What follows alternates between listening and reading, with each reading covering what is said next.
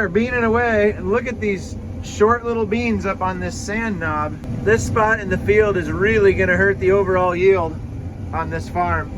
Where the beans are good, they are really good, but in the spots like this where it's just blow sand on these hillsides, they are not good at all.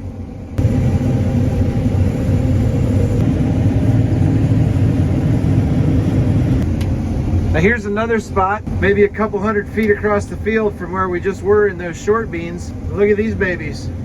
I'm having to raise the reel up to get it out of the way because they're so tall. Combine's working a lot harder. I'm having to go slower. The yield is a lot better, so that's what we like to see. We just need some more consistency.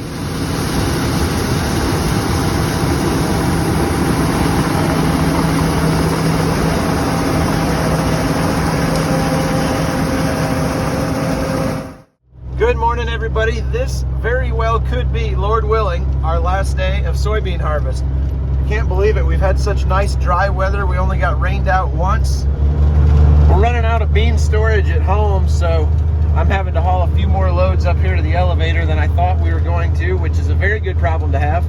So I'm gonna get the truck unloaded this morning and go check over the bean head, get the chaff blown off the combine, and hopefully we'll be able to get a good early start again. We've got a fair amount of dew, but the sun is out, so it should dry off pretty quick.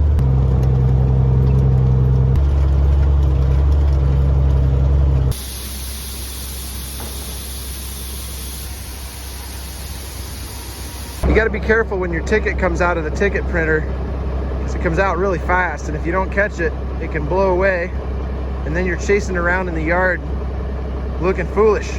Whoop, there it goes. All right.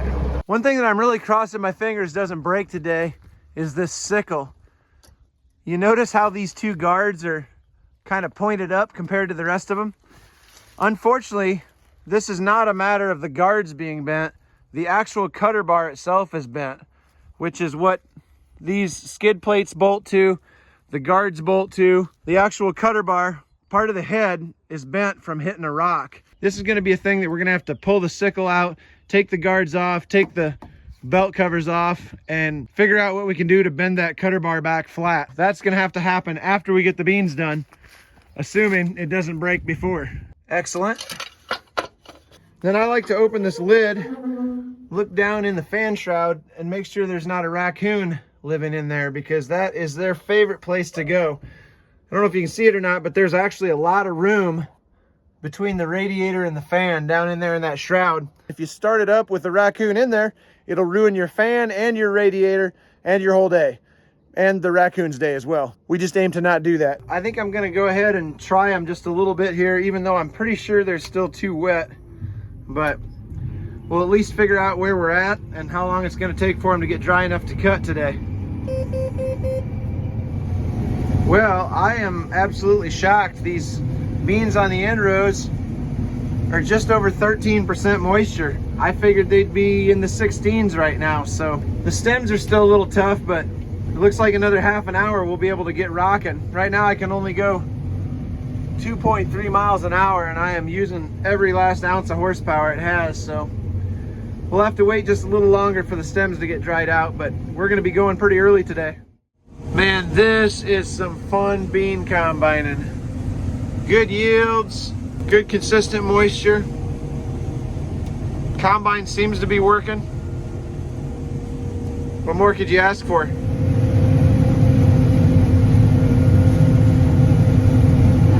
Well, this is awesome. These beans are dried up now. They're going through the combine really, really well, and they are yielding very well.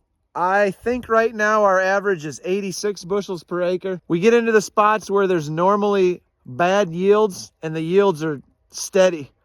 This is the most uniform I've ever seen this field that we're in right now. Unfortunately, I don't have a cart driver today. My wife has a doctor appointment and nobody else is available, so I am the cart driver and the wagon operator. We're hauling most of these right back into the farm to dump in the bin with this wagon. That's where we're dumping, right there. So there's no point in using the truck. I'm gonna haul a couple more loads to town because we're not gonna have enough storage in the bin for sure now that we know these beans are gonna be this good. We'll just keep working along here, and hopefully by nightfall, we'll be done combining beans.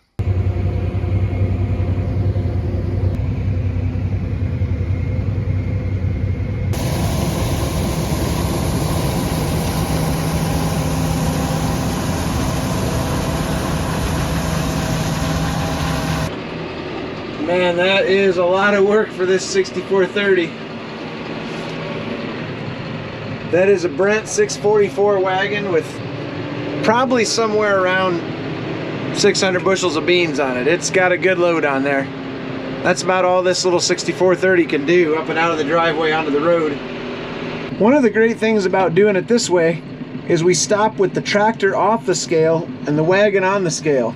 So as long as we know what the wagon weighs empty, we don't ever have to adjust our empty weight for fuel consumption like we do with the semi, because the semi gets lighter and lighter all day as we're using it because it's burning diesel fuel. So the empty weight goes down and down and down, and we have to adjust and compensate for that and check later and see how we did. But here with the wagon, we know what it weighs, and it weighs the same every time.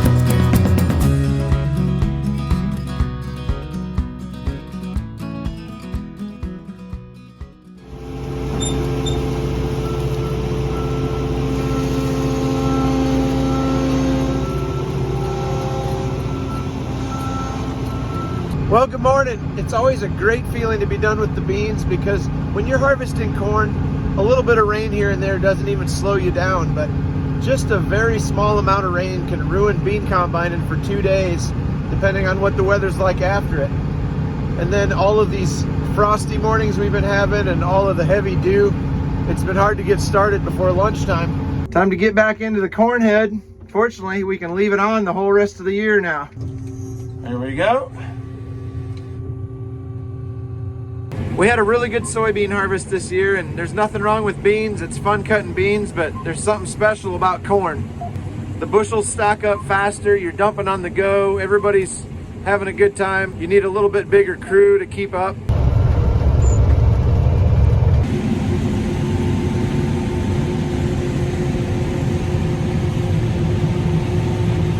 I'm in the grain cart right now. My wife had to leave.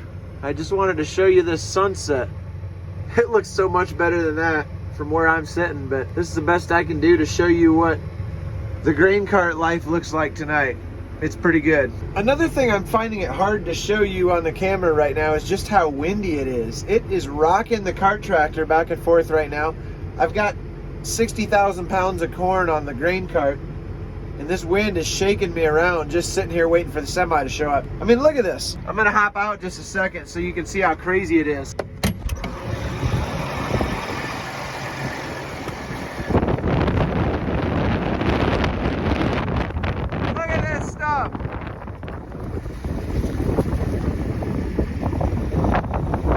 That wind is still cranking along. We got one more load to get out tonight, and then the bin is gonna be full that feeds the corn into the dryer.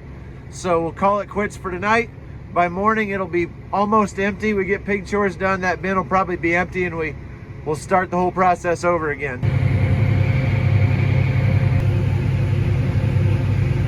Loading this truck is the only thing standing between me and supper. Let's get her done. This here J&M Grain Storm cart will move 1,000 bushels in about 2 minutes, so you have to be ready when you start to see that corn pile coming up in the truck, you better be ready to move or you'll have corn on the ground. Good morning. Do not let the sunshine fool you. It is a wicked cold morning this morning. And the only good thing about that is the dryer looks really, really cool.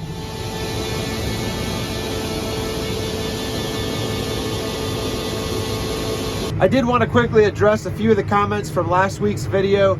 Yes, we were irate about the corn head, but I don't lay a lot of the blame at the feet of our local John Deere dealership because they were supposed to have this head a couple of months ago, and the factory did not get it to them until the day before we wanted to start using it, and it showed up with the wrong snapping rolls on it. So they had to really quick tear those off and get the new ones put on and get it brought out to us to use. They did not have time to go through it the way that it should have been gone through. So I lay at least 90% of the blame on John Deere itself for just not putting that thing together properly. Apparently our head was not the only one that had those hoses routed incorrectly. There were a whole bunch of those heads that went out, not only with the bent augers like we have, but also with those hoses routed up and over that number one slip clutch so that they would immediately get shredded in the first couple hours of use. Anyhow, our dealer is going to do everything they can to make it right. They're going to take it back after the end of the harvest season, and they're going to address the paint issue. They're going to make sure everything is as it should have been when we first got it. But right now their priority is to keep us moving because our other head is already gone. It's been sold to somebody else. So running this head the way it is right now is really the only option we have to keep harvest moving along. Well, that's pretty much going to do it for today. I apologize it took so long to get this video out. Harvest has just been going like crazy because the weather's been perfect. That's great for harvest, not great for video editing if you're me. Anyway, thank you for hanging out. I'll see you next time.